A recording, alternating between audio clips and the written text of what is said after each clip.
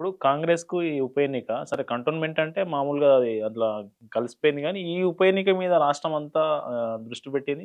ఈ ఉప ఎన్నికలో గెలవడం ద్వారా మా 20 నెలల, 22 నెలల ప్రజా పాలన ఏదైతే ఉందో అది బాగుందని జెప్పడానికి దీని మీద ఫుల్ కాన్సంట్రేషన్ పెట్టే అవకాశాలు పెడతారు. కనిపిస్తుంది. ఇంతకుముందుకు ముగ్గురు మంత్రులు గూడా పెట్టినారు. ఇన్‌చార్జ్ మంత్రులు పెట్టినారు. మిగతా వాళ్ళకి గూడా డివిజన్ వాల్‌గా ఇన్‌చార్జ్ ఇస్తున్నారు. మళ్ళా ప్రభుత్వం మొత్తం ఫోర్స్ ఇక్కడ పెడితే బీఆర్ఎస్ ఎప్పు గెలిచే ఎప్ అవకాశం ఉంటదా? ఎప్పుడైనా పెడతారు. ఇప్పుడు బీఆర్ఎస్ ఉన్నప్పుడు గూడా బై ఎలక్షన్ వచ్చిందంటే హ్మ్. మంత్రులను, ఎమ్మెల్యేలను వీళ్ళందరిని ఇన్‌చార్జ్‌లో పెట్టేవాళ్ళు. హ్మ్. ఏది పెట్టినా గూడా ప్రజల లోపల నాడి చూడాలి మనం. హ్మ్.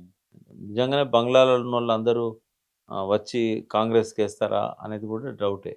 బట్ ఏమైనా 50% మించి పోలింగ్ కాదు. హ్మ్. హ్మ్. ఎక్కువ స్లమ్ ఓటర్స్ ఏస్తారు కాబట్టి వాళ్ళు పెద్దగా ప్రభుత్వానికి అనుకూలంగా ఉన్నట్టేం కనబడట్లేదు. సన్నబియ్యం గావచ్చు, 200 గ్యాస్ యూనిట్ గావచ్చు, అట్లాగే కొత్త రేషన్ కార్డులు గావచ్చు. అంటే ఇప్పటి వరకు వాళ్ళకు పేదలకు అందిన ఒక పథకాలు గనుక చూస్తే మనం, ఇవి కొద్దో గొప్పో అందినాయి. వీటి ఎఫెక్ట్ ఏమి ఉండదంటారా మీరు?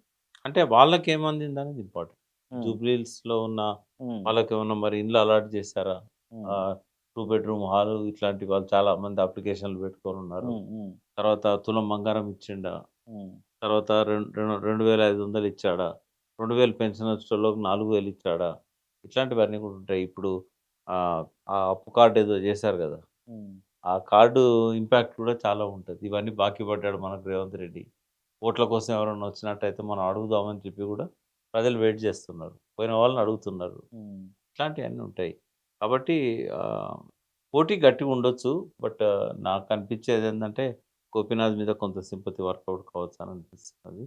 తర్వాత వాళ్ళ సామాజిక వర్గం కూడా బలంగా ఉన్నదక్కడ హ్మ్. జూబ్లీ హిల్స్‌లో.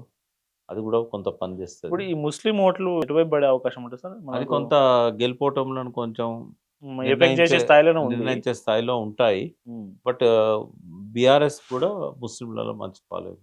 హ్మ్. 2001 నుంచి కూడా పనిచేసిన వాళ్ళు జూబ్లీ హిల్స్ కాన్స్టిట్యున్సీలో ఉన్నారు. నేనెప్పుడో 2001లో పోయి మీటింగ్ పెట్టారు జూబ్లీ హిల్స్ బస్తీలలో. హ్మ్.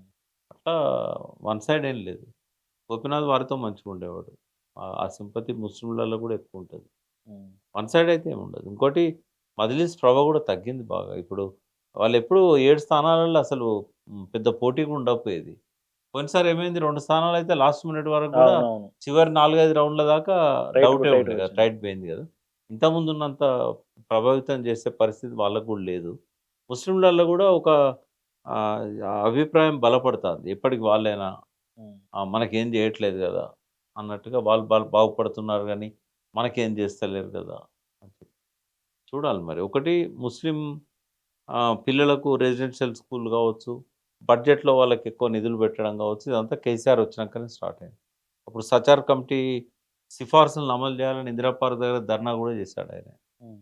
కాబట్టి చూడాలి మరి అది పోటీ ఉన్నా గూడా కొంత ఎడ్జ్ బీఆర్ఎస్‌కి ఉండొచ్చని అనిపిస్తుంది. రాబోయే రోజుల్లో ఏమన్నా మార్పులు చేర్పులయితే చెప్పలేం. ఇప్పుడు గోపీనాథ్, మాగంటి గోపీనాథ్ కుటుంబంలోనే కొంత విభేదాలున్నాయి. వాళ్ళ అన్నయ్య వజ్రీనాథ ఆయన ఆయన గూడా టికెట్ ఆశించారు. నేను గూడా పోటీలో ఉన్నా అని కొన్ని కొన్ని సార్లు మీడియాకి జెప్పారు. అది మ పెద్దగా ప్రభావితం చేయదు. అనుకుంటారు, ఆశిస్తారు. బట్ ఇయ్యకపోయినంత మాత్రాన ఆ! వాళ్ళు యాంటీగా చేస్తారని నేను అనుకోను. అంతే. ఎవరన్నా ఆశించొచ్చు. ఒక కుటుంబంలో హ్మ్. ఆ మహిళకెందుకిస్తారు మీరు? నేను బ్రదర్‌నే గదా! నాకియ్యొచ్చని అడగొచ్చు. బ్రదర్ కొడుకులు అడగొచ్చు. కానీ హ్మ్. అంతా సర్దుకుంటది. వాళ్ళు ఇంటర్నల్‌గా అందరూ ఒకటవుతారు. సరే కేసీఆర్, మాగంటి గోపీనాథ్ మృతి చెందిన రోజు అక్కడికొచ్చి కొంత కంటతడి పెట్టి ఆ ఉద్వేగానికి గురైన పరిస్థితి ఉంది. ఎందుకు సార్ అంత అటాచ్‌మెంట్ ఉందా వాళ్ళిద్దరి మధ్యలో? ఎందుకంటే టీడీపీలో ఆయన కింది స్థాయి నుంచి ఎదిగిన నాయకుడు. హ్మ్. ఆయన కేసీఆర్ వె టీఆర్ఎస్ పెట్టక ముందు నుంచి గూడా గోపీనాథ్‌తో ఆయనకు అనుబంధం ఉంది. హ్మ్. ఆయన యూత్ లీడర్‌గా ఉండేవాడు. హ్మ్. కాబట్టి అఫెక్షన్ ఉంటది గదా! తను రమ్మనంగానే పార్టీలోకొచ్చాడు గదా! ఇప్పుడు ఓవరాల్‌గా బీజేపీ పాత్ర ఏంటి సార్? ఈ 2 పార్టీల్లో టగ్ ఆఫ్ వార్ ఉంటే బీజేపీ పాత్ర దేనికి పరిమితం? ఇప్పటిదాకా బీజేపీ క్యాండిడేట్‌నే పెట్టలేదు అనంటే, హ్మ్. వాళ్ళు టీఆర్ఎస్‌ను ఓడించాలి. మెల్లమెల్లగా టీఆర్ఎస్‌కు నగరంలో బాగా ఉంది అని చెప్పే పరిస్థితి నుంచి టీఆర్ఎస్‌కి ఏం లేదు అనేది తీసుకురావాలని జెప్పి, లాస్ట్‌లో వాళ్ళ క్యాండిడేట్‌ని గూడా త్యాగం జేశారు వాళ్ళు హ్మ్. హ్మ్. కంటోన్మెంట్‌లో. హ్మ్. హ్మ్. ఇప్పుడేమో ఒక డమ్మీ క్యాండిడేట్‌ని పెట్టి లాస్ట్ మినిట్‌ల ప్రచారం గూడా జేయకుండా, ఆ ఓట్లన్నీ యాంటీ టీఆర్ఎస్ ఓట్లన్నీ కాంగ్రెస్‌కి పోయేటట్టు చేస్తారు. హ్మ్. కాంగ్రెస్ మీద ఇష్టం ఉన్నా లేకున్నా టీఆర్ఎస్‌కి ఎయడం ఇష్టం లేని వాళ్ళుంటారు గదా! వాళ్ళు సచ్చుకుంటా కాంగ్రెస్‌కేస్తారు.